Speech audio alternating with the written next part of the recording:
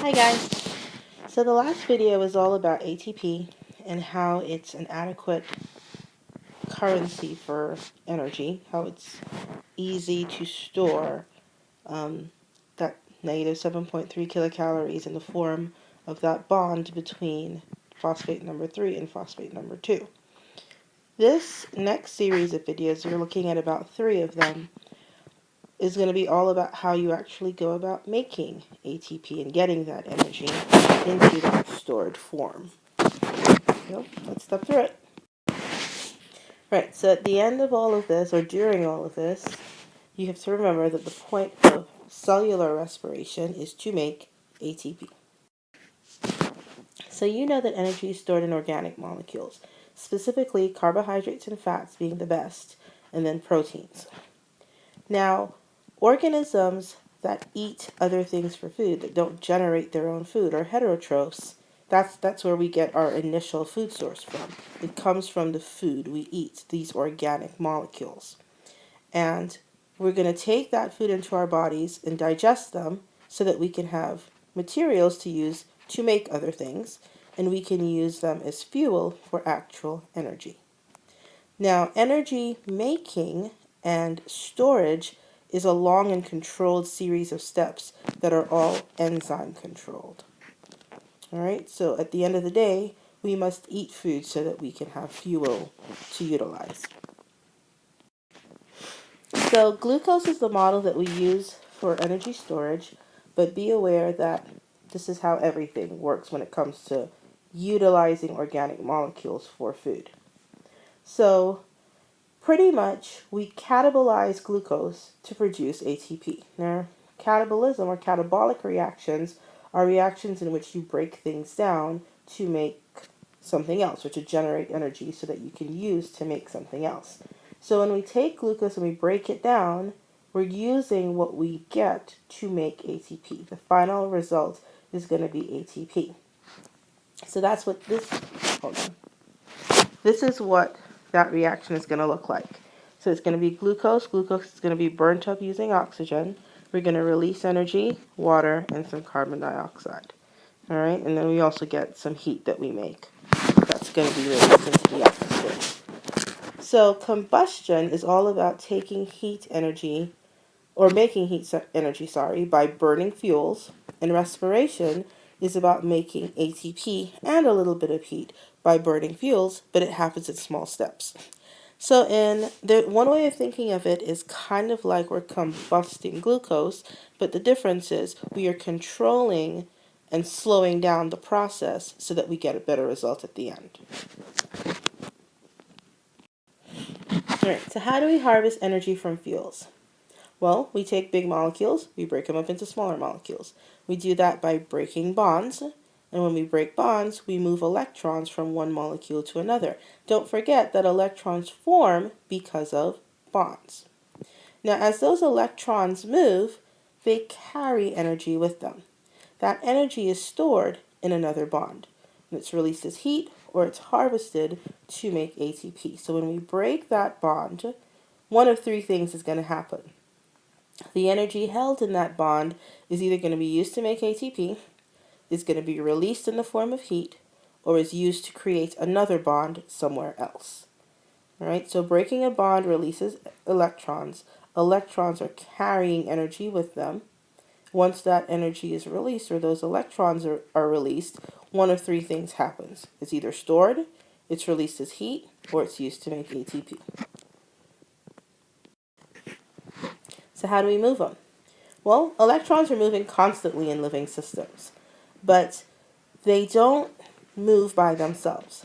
They move as part of a hydrogen atom. So when we move hydrogens in living systems, it's the same as moving electrons in living systems. So hopefully you could think back to chemistry and you think about things getting oxidized or reduced, oxidation and reduction, which is all about losing and gaining electrons, then technically that's what we're doing. When we move electrons, we're doing that in the form of hydrogen atoms. So really what we're doing is we're oxidizing or reducing different molecules. So oxidation and reduction collectively are known as redox reactions, and respiration is run based on redox reactions. So when we break down those organic molecules, we're releasing energy because we're breaking those really highly stable carbon-to-carbon bonds. We strip the electrons off of those bonds between carbons and hydrogens by moving the hydrogens away. So we take the hydrogens away, taking that C6H12O6, when we remove those hydrogens, we make it CO2. So we take that whole molecule and we oxidize it. Now, you know that some atoms are more electronegative, or some elements are more electronegative than others. In biology, the most electronegative atom is oxygen. So electrons are constantly being attracted to oxygen because in living systems, it's the most electronegative atom. So oxygen is utilized in this reaction. Oxygen is electronegative. I just told you that we take the hydrogen atoms away from glucose, and I also just told you that electrons are attracted to more electronegative atoms. So the hydrogens get attracted to the oxygens, and now oxygen has been reduced. So hopefully you realize that oxidation is a loss of electrons, while reduction is a gain of electrons. It's the opposite of what it sounds like, in other words. So by coupling these redox reactions and utilizing the energy released, we can make ATP.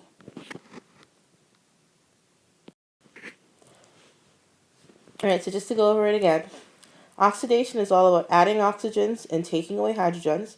It's a loss of electrons and it results in a release of energy. It's an exergonic process, so we're releasing energy. Reduction is about removing oxygens, adding hydrogens, gaining electrons, and storing energy. This one is an endergonic process. So when we go through oxidation, we're breaking bonds and releasing energy. When we go through reduction, we are creating bonds and storing energy. This one is a loss. This one is a loss of electrons. This one is a gain of electrons. So the way I like to think about it is we have a bunch of electrons that we can move around, which take energy with them. If we find a more effective way of moving those electrons, then our abilities to make ATP increase. So in respiration, you'll notice that electrons are moved around or shuttled around in hydrogen atoms, like I told you before, but they do that in electron carriers. They're molecules that pretty much just pick up hydrogens and drop them off, and pick them up and drop them off. And those are called electron carriers. Okay, and the two main ones are NAD and FAD. Now, when they're reduced, they're called NADH. So when they have the hydrogens on them, they're NADH and FADH2. This is just kind of what they look like. Do they look familiar? Phosphate group, sugar, base of some sort, amine group. So pretty much it's a modified nucleotide. Okay, so let's overview cellular respiration before we start stepping into the nitty-gritty. It's broken down into 4 metabolic stages. We have anaerobic respiration, which is glycolysis, and then we have aerobic respiration, which takes place in 3 steps: the oxidation of pyruvate, Krebs cycle, and the electron transport chain. The main difference between this guy and these 3 guys, this happens without the presence of oxygen, and it actually happens outside of the mitochondria, but still within the cell. So this is taking place in the cytosol of the cell. Whereas these 3 all happen in the presence of oxygen, and they take place in different parts of the mitochondria. So let's go. Just to remind you, the point of all of this is to make ATP. So cellular respiration's first step is the step called glycolysis. So gly sounds like glucose. Lysis is to break. So literally the breaking of glucose. Again, what's the point? to make ATP. Don't forget that. All right, so like I told you, glycolysis is the breakdown of glucose. Glucose is a 6-carbon molecule, and we're going to break it down to make 2 3-carbon molecules, and that molecule is called pyruvate. It's a very old pathway, and its job is to harvest or to make energy. Now, the reason we know it's old is because of how much energy, how much ATP is actually produced at the end of the step. No way is it possible that even if all the mitochondria in every single cell you possess did glycolysis on an every single day basis, would a living, breathing organism, large organism, have enough energy to run on. Okay, so this is kind of where energy transfer first evolved, and it's the first time we're going to transfer energy from organic molecules into ATP. It's important that you realize that glycolysis is the starting point for all cellular respiration. Without the production of pyruvate, the other 3 parts of the cycle would not work. So it's a great system to have, but there's a problem. It's inefficient. When we step through this, you're going to realize for every glucose molecule we give to this reaction, we're only going to make 2 ATP, which in the grand scheme of things isn't a whole lot. All right, so from an evolutionary perspective, we know that prokaryotes were the first cells and they had no organelles, so respiration couldn't take place in an organelle because there were none there to begin with. Respiration took place in the cytosol because that's pretty much what the cell had in it. We know that when Earth first developed and these prokaryotes had evolved onto the Earth that was already there was no oxygen. Earth was anaerobic, okay? The very first life on Earth didn't have any free oxygen to breathe in and to breathe out. So the process took place without the presence of oxygen.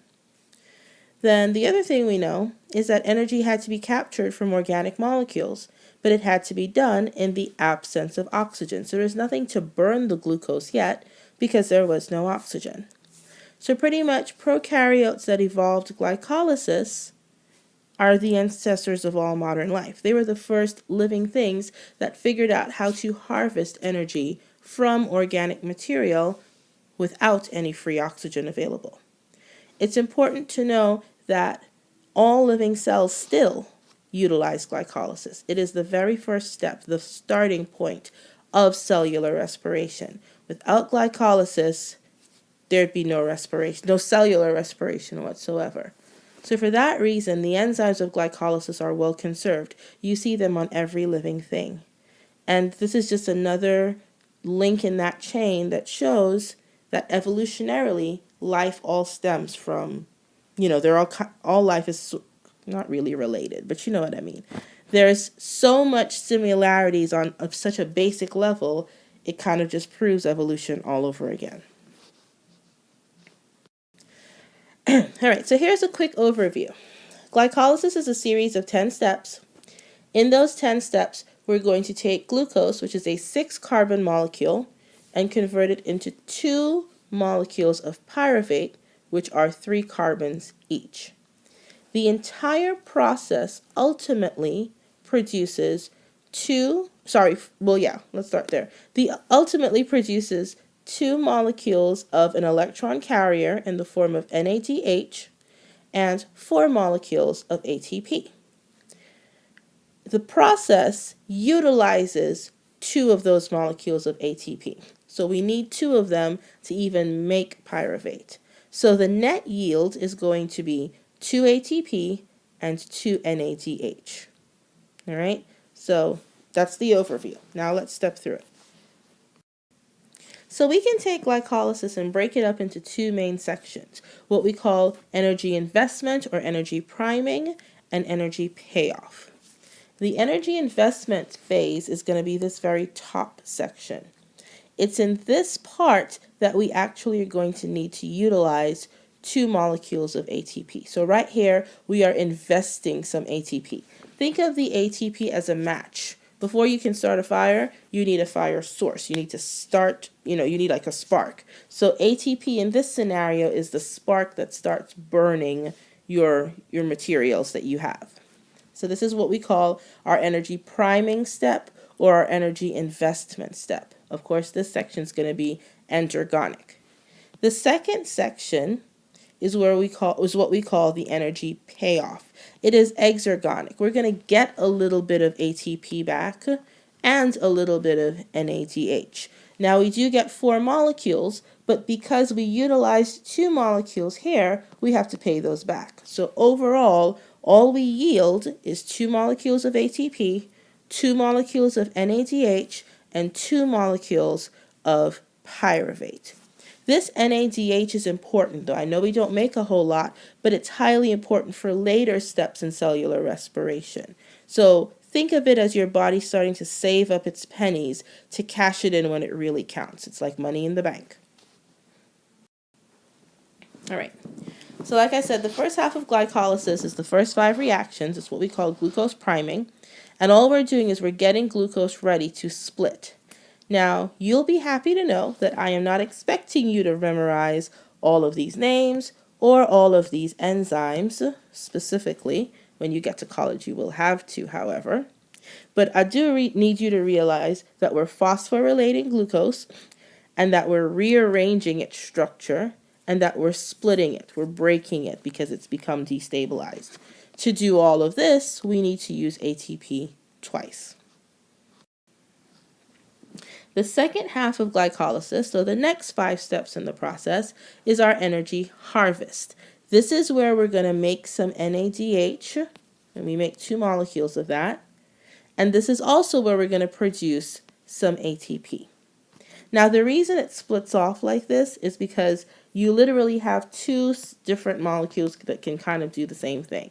So you have one series going right here, then another series going right there. Okay, and then the end result is going to be pyruvate, 2 molecules of it. Okay, so this is what we call substrate level phosphorylation. And it's pretty much the last steps of glycolysis. So it's where the P comes from, where the phosphate comes from in the making of ATP, which is this step right here, which is really step 10. And the P comes from a sugar substrate. That sugar substrate is called PEP. PEP stands for phosphoenol pyruvate. Phosphoenol pyruvate is the substrate for an enzyme. That enzyme is called pyruvate kinase. So pretty much what pyruvate kinase does is it takes the phosphate group, which if you look at this part of the picture right here, it takes the phosphate group off of the phosphoenol pyruvate and it attaches it to ATP. Okay, so here's another way to look at this. I'm going to move this picture up a little bit. All right, so this purple section, that's our enzyme, that's our pyruvate kinase, okay? And the enzyme has the ability to bind ADP and PEP, phosphoenol pyruvate. If you look at phosphoenol pyruvate, you'd realize that it has a phosphate group on it. If you look at ADP, you'd realize it only has 2 phosphate groups on it. What this pyruvate kinase is going to do is it's going to clip that phosphate group off of PEP and attach it to ATP. When this happens, PEP isn't PEP anymore. PEP is now pyruvate and ADP is now ATP. Okay, so the phosphate comes directly from the substrate, which is why it's called substrate level phosphorylation. Okay, so let's go through the accounting of energy in glycolysis, just to remind ourselves, because it is highly important. So we know that we're starting with glucose, which is 6 carbons. We're ending with 2 molecules of pyruvate, which would be 3 carbons each. We know at the initial step, we have to give some ATP so that the reaction can happen. So we utilize 2 ATP right here. We know at the end, so the second half of the reactions, we're going to make 4 molecules of ATP.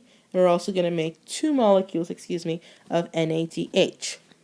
But overall, all we have made is 2 molecules of ATP because we have to pay back the 2 that we used initially, and 2 molecules of NADH. In terms of energy, that's all we've made. 2 ATP, 2 NADH. And that's because we utilized 2 at the beginning, so we have to pay it back. That is a small amount of energy. It's not enough. And glucose is a fairly big molecule, so why turn it into something that's not going to produce a whole lot of energy that your body can utilize? I know it sounds like the system's flawed, but it's not. Remember, not glycolysis, but respiration is a 4-step process. Glycolysis is step 1 of that process. Okay? So that means something's going to happen to this pyruvate that we've made, and hopefully we're going to generate some more ATP somewhere along the line. All right? So here's what you have to think. For about 1 billion years, give or take 6 months, all life on Earth survived on 2 molecules of ATP and 2 NADHs.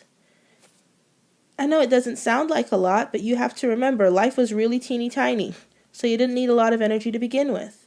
There was also no free oxygen around, so you didn't grow as quickly and you didn't reproduce as quickly. And we now know that we're only harvesting about 3.5% of the energy stored in glucose. But you didn't need more because of the conditions that you are living in. Okay? So evolutionarily, that's why glycolysis is the way it is. So you're probably wondering, well, why didn't your body ever change it? Why didn't we stop doing glycolysis once our needs changed? But remember, I keep telling you, biology is all about if it's not broken, don't fix it. The process works. Glycolysis works. It just doesn't work by itself anymore. It's now part of a 4-step process, when before it was just the only thing we did. Okay, so we know that we don't have enough ATP. We don't have enough energy carriers. We're going to have to start doing something more because we're going to run out of energy. We're running out of, well, not energy per se, but we're going to run out of ATP, and we're definitely going to run out of NADH. So somehow we have to regenerate some of these molecules. So to prevent us from running out of NADH, we have to recycle it to NAD+. Because once it's NADH, there's no space to carry any hydrogens, which means there's no space to carry any electrons. If the hydrogens have been transferred to another molecule, then NAD can now carry more hydrogen and become NADH once more. So now the process of recycling is going to depend on our circumstances, on our environmental circumstances.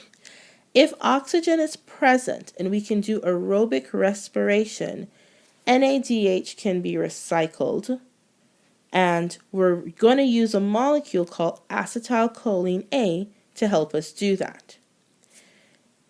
If there is oxygen, acetylcholine, we're going to take pyruvate, we're going to recycle our NADH, we're going to have our acetylcholine A, and that is going to go into the Krebs cycle, which is step 2 and 3 of cellular respiration.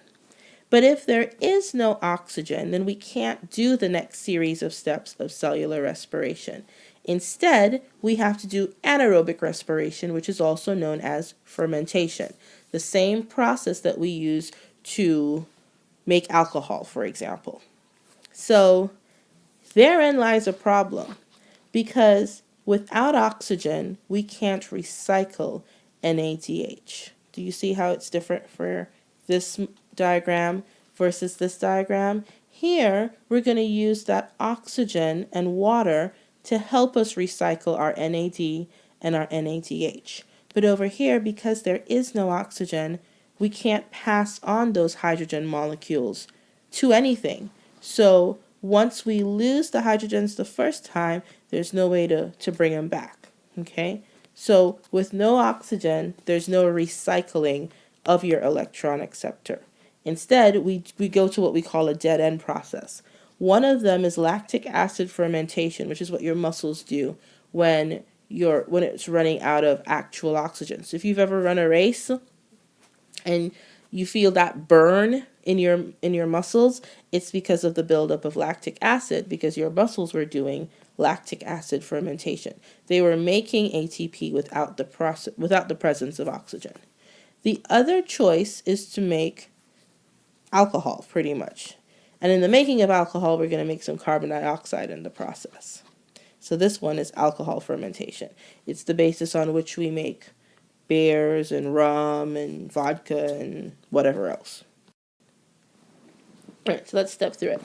So fermentation is anaerobic. It means that there's no oxygen present, and it happens in bacteria and yeast normally. So that's why we use them to make bread and wine and beer.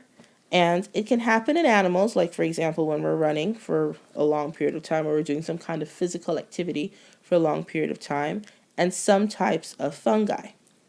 Now,